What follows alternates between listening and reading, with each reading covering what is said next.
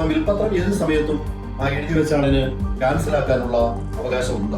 എന്താണ് power of attorney, എന്താണ് വിൽപത്രം? എന്നാൽ പവർ ഓഫ് അറ്റോർണി കൊടുത്തിരിക്കുന്ന ആളിന് വിൽപത്രം എഴുതേണ്ട ആവശ്യമുണ്ടോ എന്ന് ചോദിച്ചാൽ തീർച്ചയായിട്ടും ഉണ്ട്. നമസ്കാരം. നമ്മൾ ഇന്ന് സംസാരിക്കുന്ന ഒരു വിഷയം ഈ പവർ ഓഫ് അറ്റോർണിയും വിൽപത്രവും തമ്മിലുള്ള ഒരു വ്യത്യാസത്തെ സംബന്ധിച്ചാണ്. ഒട്ടനവധി ആളുകൾ സംശയങ്ങൾ ചോദിക്കുമ്പോൾ പവർ ഓഫ് അറ്റോർണി ഉണ്ടാക്കിയിട്ടുണ്ട്, അതിന്റെ അടിസ്ഥാനത്തിൽ ഇനി ആ വിൽപത്രവും കൂടി ചെയ്യേണ്ട ആവശ്യമുണ്ടോ എന്ന തരത്തിലുള്ള ചോദ്യങ്ങൾ ചോദിക്കാറുണ്ട്. അപ്പൊ നമ്മൾ മനസ്സിലാക്കിയിരിക്കേണ്ടത് തമ്മിലുള്ള വ്യത്യാസത്തെ പറ്റിയാണ്. എന്താണ് പവർ ഓഫ് അറ്റോർണി, എന്താണ് വിൽപത്രം?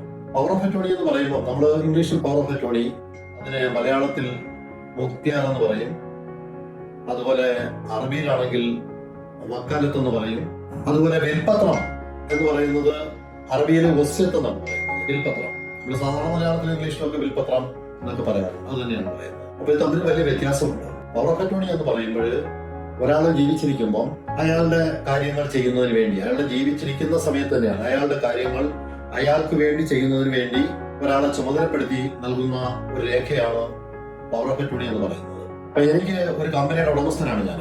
അപ്പൊ എന്റെ കമ്പനിയുടെ കാര്യങ്ങൾ മാനേജ് ചെയ്യുന്നതിനും ബാങ്കിന്റെ ട്രാൻസാക്ഷൻസ് കൈകാര്യം ചെയ്യുന്നതിനും മറ്റെല്ലാ ആവശ്യങ്ങൾക്കും വേണ്ടി, കമ്പനിയുടെ എല്ലാ ദൈനംദിന ആവശ്യങ്ങൾക്ക് വേണ്ടിയും മാനേജീരിയൽ കാര്യങ്ങൾക്ക് വേണ്ടിയും മറ്റൊരാളെ ചുമതലപ്പെടുത്തുന്നു. അതിന് കൊടുക്കാൻ പറ്റുന്ന രേഖയാണ് പവർ ഓഫ് അറ്റോർണി.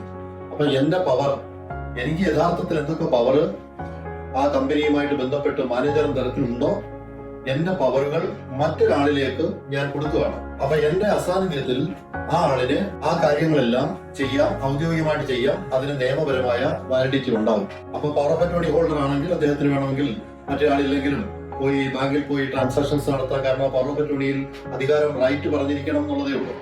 അതാണ് പവർ ഓഫ് അറ്റോർണി. അപ്പൊ ഒരാൾ ജീവിച്ചിരിക്കുമ്പോൾ തന്നെ അദ്ദേഹത്തിന്റെ കാര്യങ്ങൾ ചെയ്യുന്നതിന് വേണ്ടി മറ്റൊരാളിനെ ഓതറൈസ് ചെയ്യുന്ന ഒരു രേഖയാണ് പവർ ഓഫ് അറ്റോർണി അല്ലെങ്കിൽ വക്കാലത്ത് എന്ന് പറയുന്നത്. നേരെ മറിച്ച് വിൽപത്രം എന്ന് പറയുന്നത് തന്റെ സ്വത്തുക്കൾ, തന്റെ അസറ്റ്സ് എന്തൊക്കെ ഉണ്ടോ, ജീവിച്ചിരിക്കുന്ന കാലത്ത് അദ്ദേഹത്തിന്റെ പേരിൽ എന്തൊക്കെ അസറ്റുകൾ ഉണ്ടോ, ആ അസറ്റുകൾ അദ്ദേഹത്തിന്റെ മരണശേഷം ആർക്കൊക്കെ കൊടുക്കണം, എങ്ങനെയൊക്കെ കൊടുക്കണം എന്ന് പറയുന്ന രേഖയാണ് വിൽപത്രം. അപ്പൊ വിൽപത്രം എഴുതി വെക്കുന്നു. ആൾ ജീവിച്ചിരിക്കുമ്പോൾ വിൽപത്രം എഴുതുന്നു, തന്റെ സ്വത്തുക്കളെ പറ്റിയൊക്കെ അതിൽ പ്രതിപാദിക്കുന്നു. ഈ സ്വത്തുക്കൾ ഇന്ന രീതിയിലായിരിക്കണം തന്റെ മരണശേഷം ഡിസ്ട്രിബ്യൂട്ട് ചെയ്യേണ്ടത്, അല്ലെങ്കിൽ തന്റെ മരണശേഷം ആരായിരിക്കണം ഈ കാര്യങ്ങളൊക്കെ, ആ എസ്റ്റേറ്റ് മുഴുവൻ അതിന്റെ എക്സിക്യൂട്ടറായിട്ട് വരേണ്ടത് ആരായിരിക്കണം എന്ന കാര്യങ്ങളാണ് വിൽപത്രത്തിൽ പറയുന്നത്. അപ്പം വിൽപത്രത്തിന് വിലയുണ്ടാകുന്നത് ആള് മരിച്ചതിന് ശേഷം മാത്രമാണ്. മരിക്കുന്നത് വരെയും ആ വിൽപത്രത്തിന് യാതൊരു വിലയുമില്ല. കാരണം ആൾ തന്നെ ജീവിച്ചിരിപ്പുണ്ടല്ലോ. തന്റെ മരണശേഷമാണ് വിൽപത്രം വിലയുള്ളതായിട്ട് മാറുന്നത്. എന്നാൽ ഒരാൾക്ക് ഒരു വിൽപത്രം എഴുതി വെച്ചു, അദ്ദേഹത്തിന് മരിക്കുന്നതിന് മുമ്പ് തന്നെ അദ്ദേഹത്തിന്റെ ആഗ്രഹം, ഒരു സമയത്തുണ്ടായ ആഗ്രഹം വെച്ചിട്ടാണ് വിൽപത്രം എഴുതി വെച്ചത്.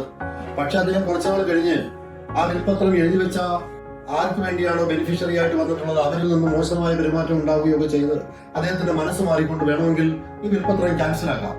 അപ്പൊ വിൽപത്രം ഏത് സമയത്തും ആ എഴുതി വെച്ച ആളിന് ക്യാൻസൽ ആക്കാനുള്ള അവകാശമുണ്ട്. അപ്പൊ വിൽപത്രം എഴുതി വെച്ചയാൾ മരിച്ചുപോയാൽ ആ വിൽപത്രം പ്രൊബേറ്റ് ചെയ്തിട്ടുണ്ടെങ്കിൽ ആ പ്രൊബേറ്റ് ചെയ്തതിന്റെ അടിസ്ഥാനത്തിൽ ആ സ്വത്ത് വീതം ചെയ്ത് എടുക്കാൻ സാധിക്കും. അതാണ് വിൽപത്രം എന്ന് പറയുന്നത്.